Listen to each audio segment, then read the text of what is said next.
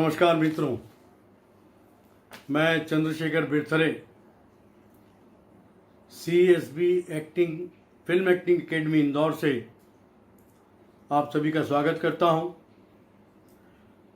हमारा film acting का ये 7वां एपिसोड है और आज हम बात करेंगे। अभी तक हमने बात की भरत मुनि के अभिनय सूत्रों की, अभिनय के परिभाषा की, अभिनय के प्रकार की, और आज जब हम बात करेंगे कि स्टैनिस्लॉवस्की जो रशिया के मशहूर नाटककार रहे हैं, एक प्रसिद्ध अभिनेता रहे हैं पूरे विश्व के, भरत मुनि के बाद वही एक ऐसे व्यक्ति थे जिन्होंने अभिनय के बारे में मेथड एक्टिंग की शुरुआत की कि मेथड एक्टिंग होती क्या है और मेथड एक्टिंग में किस तरह अभिनेता निपुण हो सकता है, कैसे वो कर सकता है, अभिनय को कैसे अपना सकता है और अभिनय में कैसे प्रवीणता हासिल कर सकता है, एक्सपर्टीज डेवलप कर सकता है। चलिए, तो स्टैनिस्लॉवस्की जो कहते हैं कि एक्टिंग इज कंस्ट्रक्टिव प्रोसेस, अभिनय जो है ये रचनात्मक क्रिया है, यह कोई अनुकरणशीलता नहीं है, किसी का आप नकल करें तो that is not acting. Acting is a creation. ये स्टैनिस्लॉवस्की ने कहा है कि एक्टिंग तो जो है वो रचनात्मक है, वो आप एक अभिनेता जो है वो वहाँ उसी समय वो नया करता है, नया है वो अभिनय है, ये स्टैनिस्लॉवस्की का कहना है। और motivation could be a path for good acting. अभिनेता को अभिनय करते समय ऐसा क्या है जो उसको प्रसन्नता देता है, जो उसके शरीर को आंतरिक उत्तेजना से भर देता है, वो उस एक ऐसे स्तर पे, किसी पराकाष्ठा पे जाता है जहां वो उसको आनंद की अनुभूति होती है अभिनय करते समय। और यहाँ पे उनका कहना था कि भाई अंतश्चेतना और अंतः प्रेरणा, इंटरनल मोटिवेटिंग फैक्टर, और जो आपकी चेतना का स्तर है वो बहुत बड़ा भाग अदा करता है। वो मानते थे कि अभिनय जो है, जैसे मैं पहले बता चुका हूँ कि चेतन, अचेतन और अवचेतन, ये 3 तरह के जो हमारे मस्तिष्क होते हैं, उसमें अभिनय जो किया जाता है वो मन का व्यापार है और वो किया जाता कहाँ से? अवचेतन दिमाग से। क्योंकि हमारे अवचेतन में हमने जो जिया है, हमने जो भोगा है, वो सारे अनुभव हैं वहाँ पर। और उसके बाद जो अभिनेता है, जो अभिनय को आनंदित होकर करता है, जो किरदार को अपनाता है, वो क्या है? स्टैनिस्लॉवस्की का कहना यही होता है कि वो क्या है जो कलाकार के अंदर, कलाकार के मन में रस की वर्षा करता है, आनंद की वर्षा करता है, उसे समझना चाहिए। और अभिनय करते समय अभिनय में जो सौंदर्य है उसकी अनुभूति करना चाहिए। और किसी का अनुकरण करने की आवश्यकता नहीं है, किसी को फॉलो करने की आवश्यकता नहीं है, किसी की नकल करने को वो अभिनय नहीं मानते। और इसी प्रकार उनका कहना है कि कांच के सामने भी आप अभिनय की रिहर्सल कर रहे हैं तो वो भी गलत है, क्योंकि उस समय आप अपने आप को देखते हैं और अपने आप की चीज़ों को बाहर लाएंगे। उस कैरेक्टर की जो चीज़ें हैं, कैरेक्टर का जो चरित्र है, उसको सही तरीके से प्रतिपादित नहीं कर पाएंगे। तो उनका मानना था कि अभिनेता को अभिनय की अनुभूति से परिपूर्ण होना चाहिए। अनुभूति किस चीज़ की? अनुभूति इस चीज़ की कि वो जो रूपायित जिसको करने जा रहा है, जिसको वो प्ले करने जा रहा है, और उसके अनुभव, उस चरित्र का अनुभव, और उस चरित्र से क्या होना है कि सिर्फ बाहरी आवरण को नहीं ओढ़ना है, उसकी आत्मा तक पहुंचना है, उस चरित्र को पूरी तरह समझना, उसकी आत्मा तक पहुंचना है। अब ये बात होती है कि जैसे ही हम सबकॉन्शियस को यूज करते हैं, जैसे ही हम सबकॉन्शियस में पहुंचते हैं, तो क्या होता है कि हमारा जो कॉन्शियस है वो हावी होता है और हमारा सबकॉन्शियस चला जाता है, हमारी चैतन्यता जो है। क्योंकि देखिए, आप कॉन्शियस होकर अभिनय नहीं कर सकते। आप जब कॉन्शियस होंगे, जैसे आप फोटोग्राफ करवाने जाते हैं और कई लोग ऐसे बिल्कुल कड़क हो जाते हैं, ये हो जाते हैं, आप कॉन्शियस हो गए, तो कॉन्शियस होकर अभिनय नहीं होता। जैसे ही आप कॉन्शियस होंगे तो आप हो जाते हैं, आप अभिनेता नहीं रहते। ये स्टेनिलोवस्की कहते हैं। ठीक है साहब।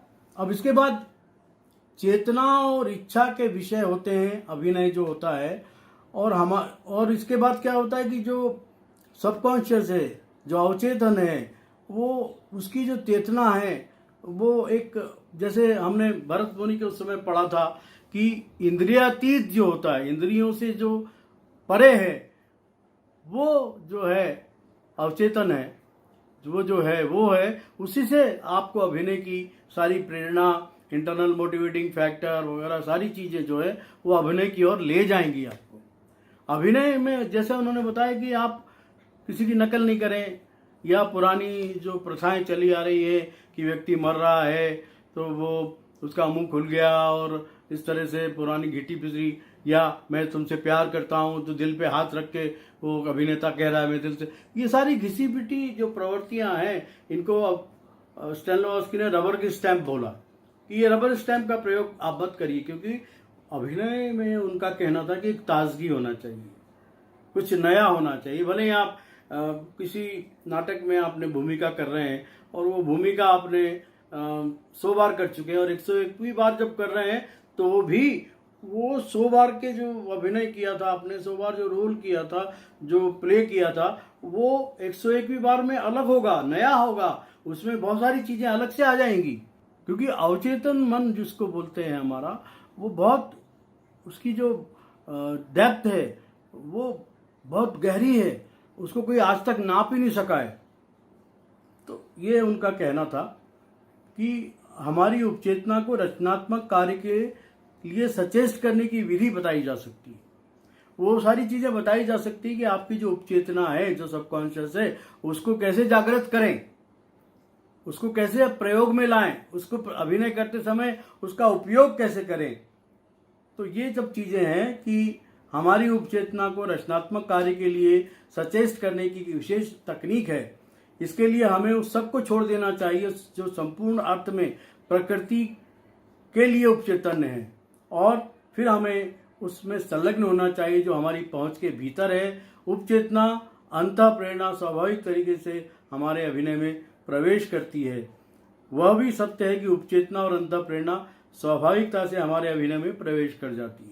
और बिना, देखिए, जब चित्रकार है वो जब चित्र बनाता है तो उसके पास तो ये कूंची है, ब्रश है, कैनवस है, वो जो चित्र है उसके पास कहाँ है, उसके मस्तिष्क में है जिसको बनाने जा रहा है, और फिर उसकी तुलिका चलने लगती है और वो चित्र धीरे धीरे, लेकिन चित्र बनाते बनाते भी कई बार वो सबकॉन्शियस में बहुत गहरे से चला जाता है और जो आकृति, कलाकृति बनती है वो अनुपम और अमर बन जाती है। इसी तरह जब अभिनय हम करते हैं तो हम जब किरदार को अच्छी तरह समझ लेते हैं, किरदार कैसा क्या करता है उसके बारे में उन्होंने यहाँ लिखा है कि एक प्रसिद्ध, फ्रांस के प्रसिद्ध वरिष्ठ अभिनेता है कोंकली के अनुसार अभिनेता अपनी कल्पना से अपनी भूमिका के आदर्श स्वरूप की संरचना करता है। एक चित्रकार की तरह वो पात्र की हर भंगिमा को अपनाता है, कैनवस पर नहीं अपने ऊपर स्थानांतरित करता है, और किसी विशेष व्यक्ति की वेशभूषा को देखता है और स्वयं धारण कर लेता है और उसे अपने ऊपर ढाल लेता है, फिर अपना चेहरा उसी के अनुरूप बना लेता है। वह वाणी की उसी विन्यास में बोलता है, उसी शैली में बोलता है जिस व्यक्ति को उसने चुना है अभिनय के लिए। व्यक्ति विशेष की चरित्र की रचना करता है और वह पात्र और चरित्र के अनुसार चलता है, फिरता है, आंगिक चेष्टाएं करता है, सुनता है और सोचता है, अंततः अपनी आत्मा को उस पात्र विशेष में समर्पित कर देता है। When you act, you don't live that particular, you don't live yourself, you live the life of that character। इस प्रकार जो वृत्त चित्र तैयार होता है उसे केवल चौखट में लगाने की जरूरत रह जाती है। दर्शक कहते हैं कि अभिनेता ने बहुत अच्छा अभिनय किया है। ठीक है साहब। और इसके बाद नेक्स्ट जो है, स्टेनिलोवस्की का कहना था कि अभिनेता में कल्पनाशीलता कितनी है। अभिनेता में अगर रचनात्मक शक्ति नहीं है, अगर वो रचना नहीं कर सकता उस चित्र की, उस अभिनय में, तो फिर उसको और अनुभूति से परिपूर्ण नहीं है तो उसको अभिनेता बनने का रास्ता छोड़ देना चाहिए, है ना।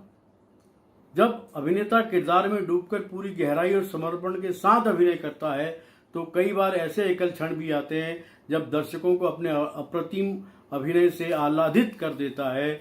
इन क्षणों में कलाकार अपनी अंतः प्रेरणा से कला की संरचना करता है। वस्तुतः वह कला की पराकाष्ठा के अमूल्य क्षणों की प्राप्ति कला पारंगत विलक्षण प्रतिभा के धनी द्वारा भी अनेक प्रयास के द्वारा भी वो स्थिति नहीं बन पाती।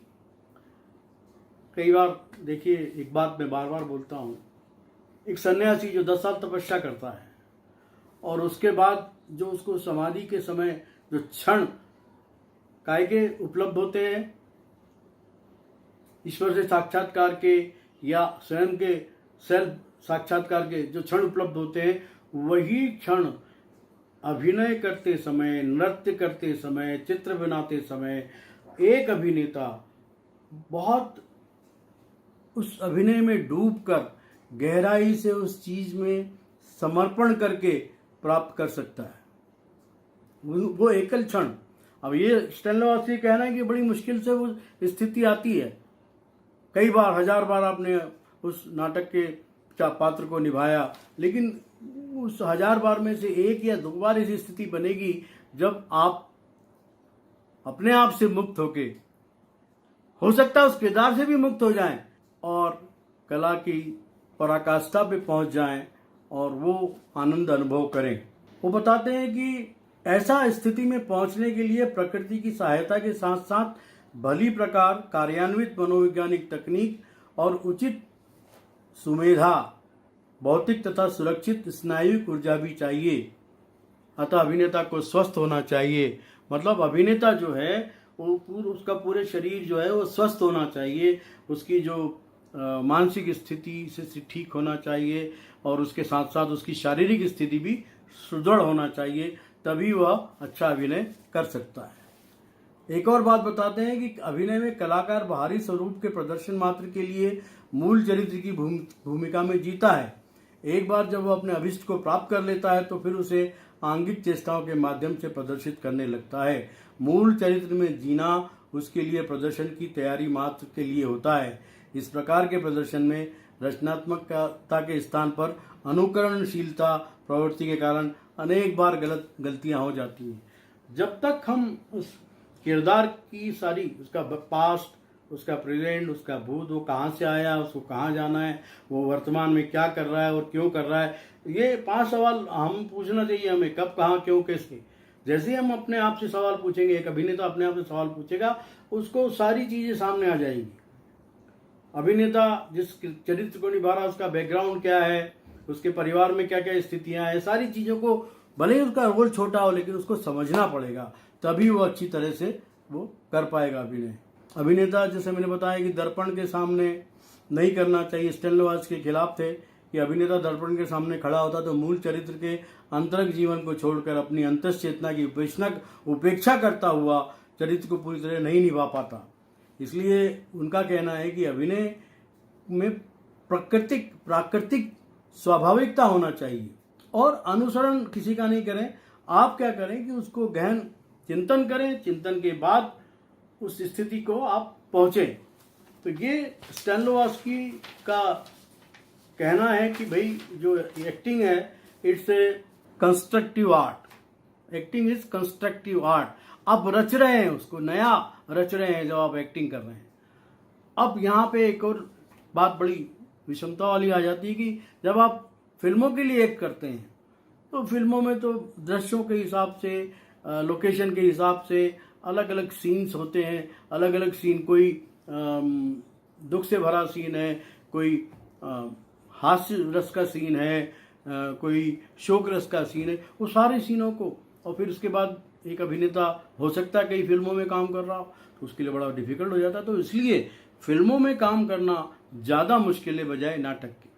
नाटक में तो क्या करते हैं हम कि भाई 200 बार रिहर्सल कर ली, 100 बार रिहर्सल कर ली, 3-4 महीने रिहर्सल कर ली, और उसके बाद फिर हम धीरे धीरे जब बार बार उसको बोलते हैं तो हमारा डिक्शन डेवलप होता है। डिक्शन के बाद हम उस कलाकार की उसमें प्रवेश करते हैं, बाहरी रूप में, फिर आंतरिक रूप में। लेकिन फिल्मों में तो जैसे ही डायरेक्टर एक्शन बोलता है उसी समय आपको, फिल्मों में वास्तविक अभिनय ही होता है। फिल्मों में आप कोई अभिनय करने की नहीं करते, फिल्मों में आपको वही होना पड़ता है जो पात्र की डिमांड है, पात्र की रिक्वायरमेंट है। तो ये आज हमने बात की स्तानिस्लावस्की के अभिनय सूत्र की। अगले एपिसोड में हम बात करेंगे स्टैनिस्लावस्की के अभिनय सूत्र 2 की। बहुत बहुत धन्यवाद। नमस्कार।